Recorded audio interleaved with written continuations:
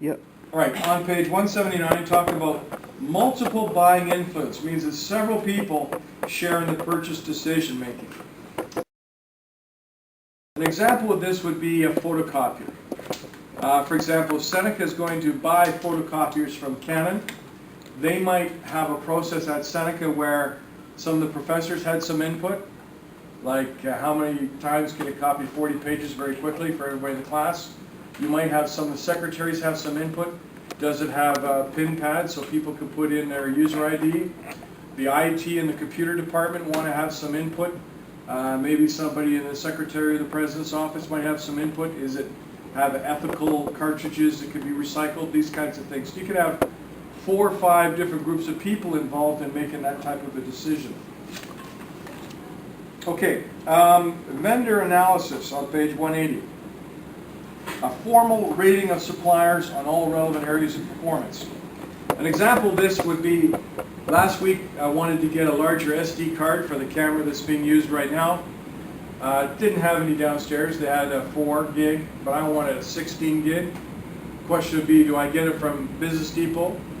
Do I get it from Grandin Toy? Who is the preferred vendor to Seneca College? Well, actually the point is there's a couple of them that are qualified for that.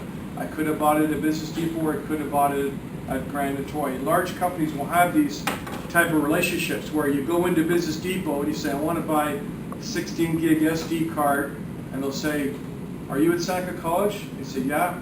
Okay, well you get a further 15% discount. Just walk across my set. Okay. Did I get a credit for that video? Actually, no. But you got a sense of humor, so I won't be too sarcastic in front of the rest of the class. But I will point out that the other 2 ladies waited quietly where there was a break and then walked in. Okay, on page 183, new task buying, straight rebuy, and modified rebuy. Let's see if you can figure out what this means just by the names. New task buying. What do you think that means? Anybody? Buying something for the first time. That's all it is, right? It's when an organization wants to buy something, they need a lot of information to make that evaluation. For the first time ever, maybe Seneca is going to say, okay, we're going to give laptop computers to all our professors, so they don't have to have offices on site. Or they're going to give Blackberries to everybody in 3rd and 4th semester. A brand new situation because they got a joint venture with RIM or something like that. That's a new task buying situation. You need a lot of information. A straight rebuy.